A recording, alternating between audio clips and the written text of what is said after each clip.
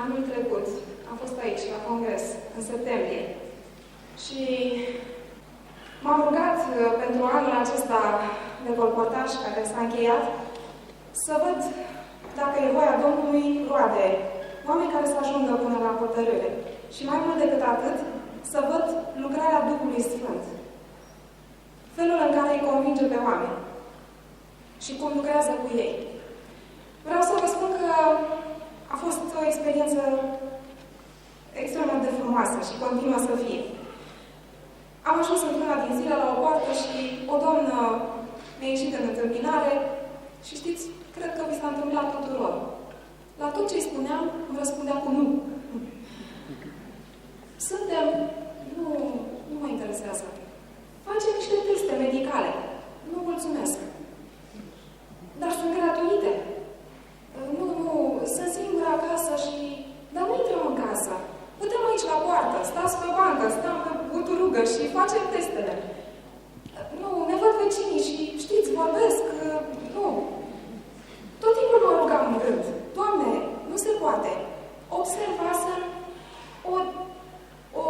o dorință să plătească, o nevoie teribilă.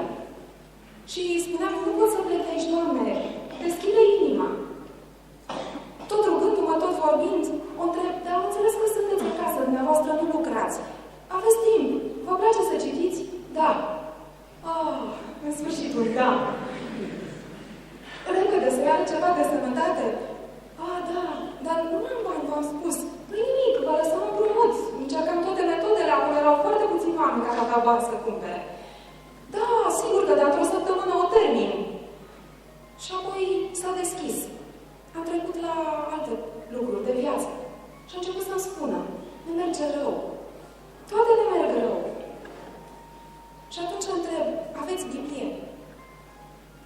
Face așa un pas în spate, ochii mari la mine și spune, știți ce făceam acum? Acum când ați venit dumneavoastră. Citeam Biblia. Și apoi se corectează și spune, de fapt nu citeam. Era deschisă în fața mea, dar mă certam cu Dumnezeu. Cum să vă certați cu Dumnezeu, spun?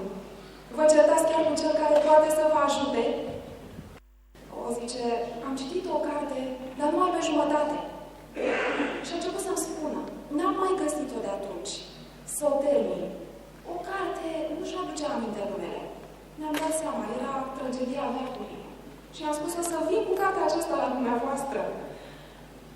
Era atât de bucuroasă. Dar i-am lăsat ceva atunci. O să citesc totul, o să citesc împreună cu soțul meu. Foarte bine. N-am stabilit exact când ne întoarcem. Dar a doua zi, primul lucru acolo am fost. Și am luat niște cărți din acestea de dat gratuit. 4 am luat. 4 erau în casă. Soțul, soția și 2 băieți mari, care sunt acum la liceu. Am rămas așa de plăcut surprinsă, fiecare a strâns o carte în brațe. Știți, după aceea nu ne-am mai văzut. Însă Domnul a făcut ca, am spus, era septembrie. În noiembrie să avem din nou drum în zona aceea. Și de acasă ne-am pus în minte, mergem la oamenii noștri acolo, la Mihai să-i vizităm, să vedem ce fac. Și am ajuns la familia Mariei. Mă gândeam, mă mai cunosc, oare cum să mă vor primi? Nu știu, a venit unul dintre băieți parcă și a chemat pe toți la poartă și erau așa de fericiți, parcă nu știu ce vedeau. Și eu mă minunam de fericirea lor și ei nu nimereau care să-mi spună mai înainte, de când ați venit la noi. S-a schimbat viața noastră. Erau toți cu zâmbetul pe buze, nu mai erau încruntați așa. Suntem alți oameni și am ținut 5 sabate. Acasă, că nu ne-am dus nicăieri, acasă. Și spune soțul, și nu ne-am mai certat cu Dumnezeu. Deși nu ne-am mers toate bine. Am avut necazuri. Dar nu ne-am mai certat cu Dumnezeu. Am mers înainte. Am avut și atunci o discuție frumoasă cu ei. Bucurie mare. Însă dânsul repeta tot timpul un lucru. Eu nu cred că mă mai primește Dumnezeu. I-am întors spatele, am fost în lumea aceasta atâta timp, nu cred că mă mai primește Dumnezeu. Și am încercat să-i spun din cuvântul lui. Dar te revenea la aceeași idee. Și atunci am un îndemn în minte și cu toată inima îi spun, Domnul Dan, știți de unde ne-a adus Dumnezeu pe noi? Știa că veneam de la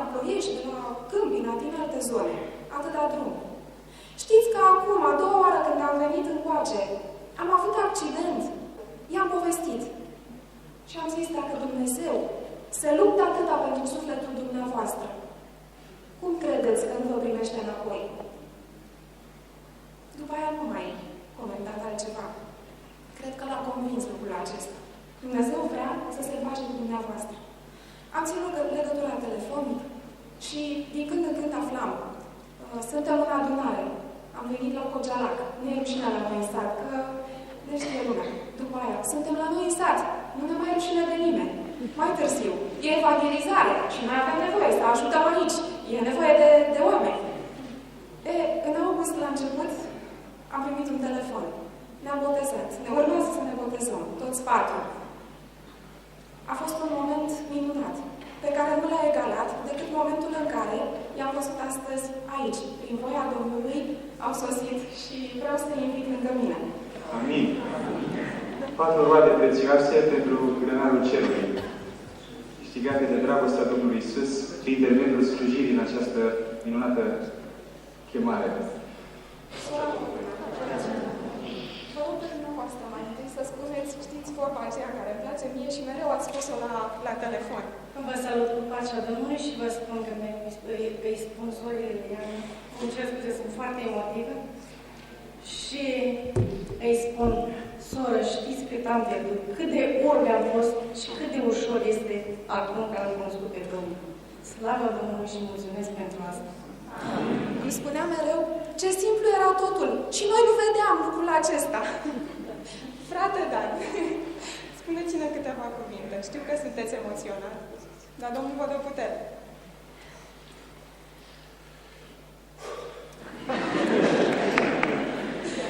Nu eu și la fel caracter. Nu vreau decât, în primul rând, să mulțumesc Domnul. O merită din toată inima mea. Vreau să mulțumesc și câteva oameni care nu s-au uitat la nimic. Și pentru ei a fost foarte important, nu știu, un individ de la țară, de la nu știu din ce comună.